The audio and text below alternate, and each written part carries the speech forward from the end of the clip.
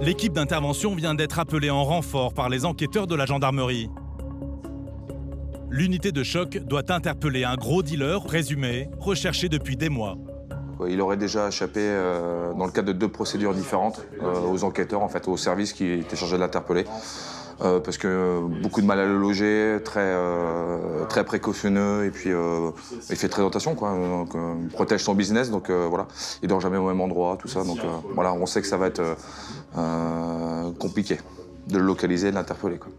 On sait que les stupéfiants, par nature, c'est compliqué, parce que ce sont des gens qui sont très fuyants, ce sont des gens qui prennent beaucoup de précautions pour protéger et leur business et leur personne.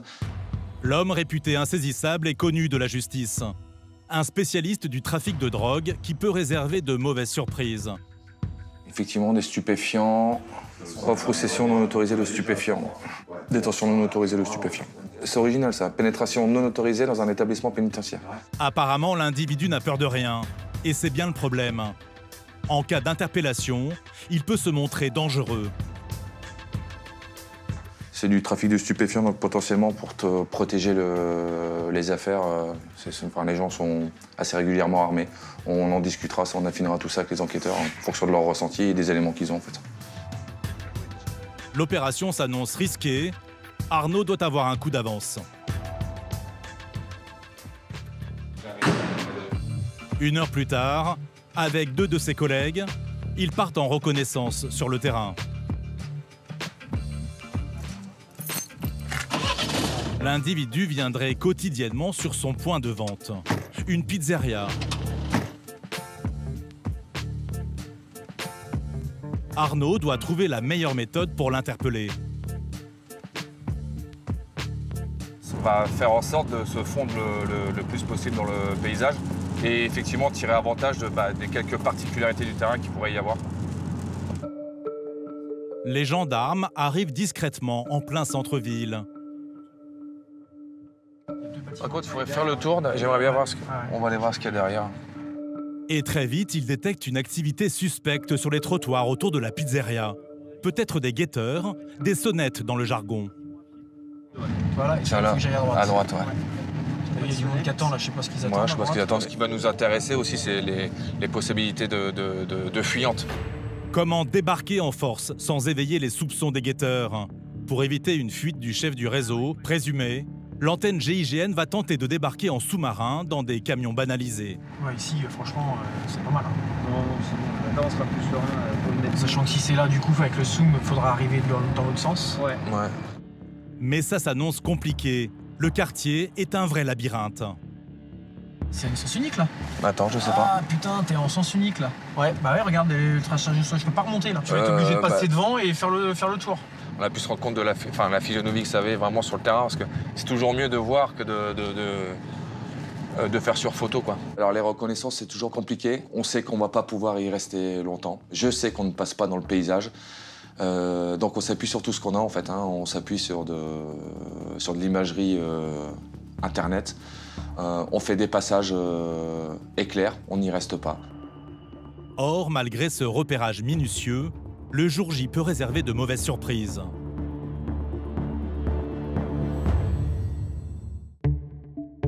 Le lendemain, au siège de l'antenne, tout le monde est convoqué pour un briefing, histoire de régler les derniers détails. Les gars, on va attaquer. Cette interpellation, c'est peut-être l'aboutissement de plusieurs mois d'enquête pour appréhender le dealer présumé qui file toujours entre les mailles du filet. La tête de réseau. Non plus, on n'a pas d'adresse, il dort jamais au même endroit, il laisse toujours une bagnole à 500-600 mètres du point où il se pose et du coup, en fait, les enquêteurs n'ont jamais pu le rapprocher en étant discret. Alors la target a la particularité, a priori, c'est la première chose qu'on nous dit, c'est voilà, pourvu qu'on l'attrape parce que c'est le 3e dossier. Les 2 premières fois, elle a réussi à s'échapper, elle a réussi à échapper aux interpellations. Donc petit coup de pression supplémentaire. L'homme reste dans l'ombre tout en dirigeant ce trafic qui lui rapporterait plus de 1 500 € par jour.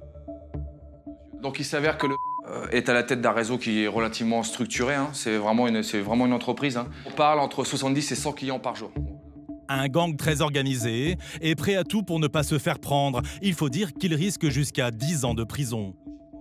Il s'avère que sur des retours vidéo, il y a des armes qui apparaissent, notamment une. Nous, on pensait que c'était qui était calibrée en permanence. Il s'avère que non, c'est une arme qui est sur le point de deal en fait. Pour les gendarmes de choc, la moindre faute peut compromettre l'arrestation, d'autant que leur présence peut vite être détectée. Il est possible qu'il y ait des gens qui chauffent en fait. De toute façon, il y a du passage permanent, il y a des gens qui viennent acheter régulièrement, ça rentre, ça sort. C'est un dispositif assez conséquent, ça engage beaucoup de personnel chez nous, c'est pas souvent, mais là, pour le coup, voilà. Arnaud ne s'en doute pas encore, mais l'opération va s'avérer beaucoup plus périlleuse que prévu.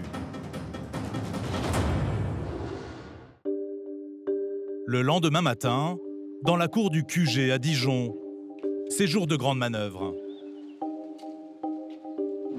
Il peut rester une semaine debout. Pas moins d'une vingtaine d'hommes sont mobilisés. Le groupe embarque dans plusieurs véhicules banalisés. Direction la fameuse pizzeria où les dealers distribueraient leur drogue. À une demi-heure de route, la voici, filmée par une caméra cachée, dissimulée non loin. En attendant l'intervention, ils ont une vue imprenable sur l'arrière-cour et les allées et venues.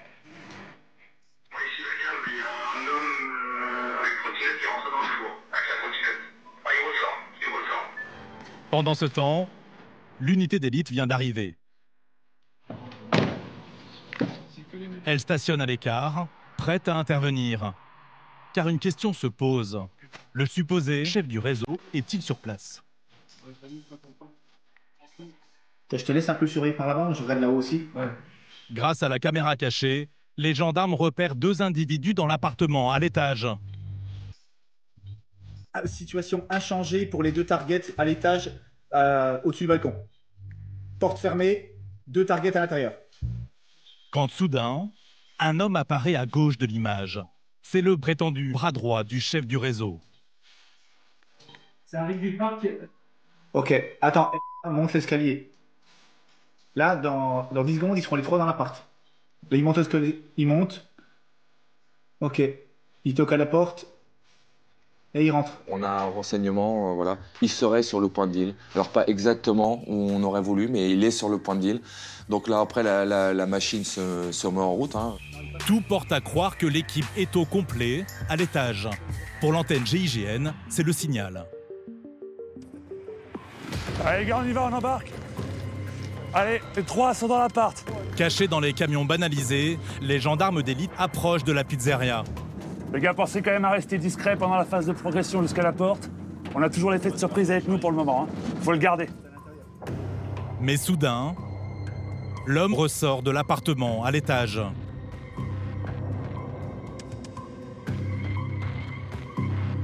Ok, il redescend. Le Pentacourt redescend. Ok, il arrive à l'angle du mur. Ok, il reprend sa place de sonnette. Il risque de repérer les gendarmes qui approchent. Il est où là? Il est au... Ouais, donc il peut nous voir. Il peut nous... Ah ouais. L'homme est nerveux, faisant des allers-retours entre le café tout proche et sa voiture. Dans le dispositif. Dans sa voiture. Dans sa voiture, les deux targets à l'étage. Au volant, le dealer présumé s'apprête à démarrer. L'opération se complique car il pourrait foncer sur les hommes. Faut faire gaffe les gars, il serait dans le véhicule. Ouais. Attends. Faut le dire à la radio par contre. À gauche, dans le camion gris, l'unité de choc patiente à 20 mètres à peine. Pour le master gris visuel, le gars ne vous voit pas. Dans sa voiture, porte ouverte. Quand soudain, l'opération s'emballe. Ok les gars, porte ouverte. Ah, attends, il ferme la porte, ouais. Il ferme la porte, dépêchez-vous, il ferme la porte. Ok, top inter. Ça débarque au master gris les gars, on débarque. L'assaut est déclenché, avec une grenade assourdissante. Dans la voiture, l'individu est vite neutralisé.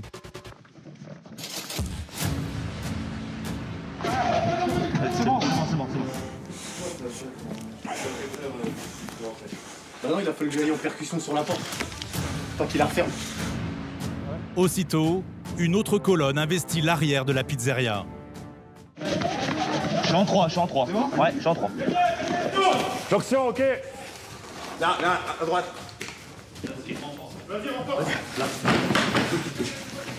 Vas-y, pète-moi ça.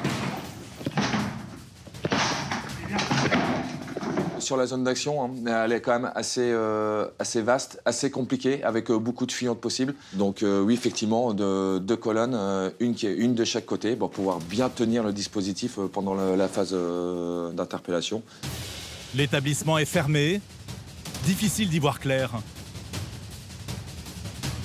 Là, c'est fait là.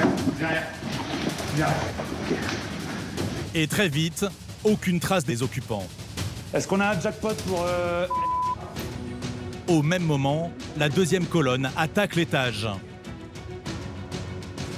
Allez, vas-y, grimpe. Attention à gauche, à gauche. L'unité de choc envahit l'appartement. Attention à gauche. Quand, surprise, la colonne tombe sur un salon de coiffure clandestin avec un client. Ok, tu bouges pas, va au sol, toi, va au sol. T'es au sol, tu bouges pas, tu mets dans le dos, tu mets dans le dos. Tu bouges pas, ok? Ouais, demi-cas, jackpot, un jackpot. À côté, leurs collègues surprennent un autre individu. Lui aussi n'a pas eu le temps de réagir. C'est bon, menotté. Non, c'est comment? Le hasard fait qu'au moment où on déclenche l'action pour interpeller la cible numéro 1, il se trouve qu'il y a un de ses lieutenants qui intéresse beaucoup le dossier, qui est présent sur zone. Alors un petit peu en retrait, mais qui est présent sur zone. C'est aussi quelque chose qu'on avait anticipé. Donc du coup, évidemment, on l'interpelle dans le même temps. En fait. Mais la bonne surprise vient du salon de coiffure. L'homme qui se faisait faire une coupe serait le chef du gang. Ton prénom, c'est quoi? Ouais, demi-cas, jackpot, un jackpot. Qu'est-ce qui se passe là, chef? Les enquêteurs t'expliqueront après ce qui se passe. Après avoir échappé à la justice pendant des mois, le numéro 1 présumé du réseau est enfin neutralisé, mais nullement impressionné par le déploiement de force. À 3, on va se lever, t'es prêt? 1, 2, 3. Ok. Tu la mets toi aussi. Assieds-toi. Tu mets le t-shirt. Ça va bien se passer, tu vas pas de problème, chef. Tu vas te laisser, y'a pas de problème. Juste moi, tu mets les choses en condition, on y va, on va vous voulez après. Préviens le maître. Mon avocat, c'est tout. On met mon t-shirt, on y va, chef. En attendant, l'homme va être présenté à la justice. Pour Arnaud, l'opération est un succès. Une fois de plus, ça ne ressemble pas exactement à ce qu'on avait imaginé, mais néanmoins les lieux étaient connus. On avait des équipes qui étaient réactives, articulées pour pouvoir faire différentes missions. Donc au final, ça s'est bien passé. D'autant que la perquisition conduite à l'abri de nos caméras a donné des résultats. Je récupère mes sacs, on y va direct. Voici ce que les enquêteurs ont découvert. 18 000 € en liquide, près de 5 kilos de cannabis et 80 grammes d'héroïne. C'est bon? Tu as récupéré tous les mecs en lourd? En lourd, ouais. Depuis le début de l'année, les malfrats supposés auraient ainsi vendu pour 200 000 € de stupéfiants. Depuis, l'enquête se poursuit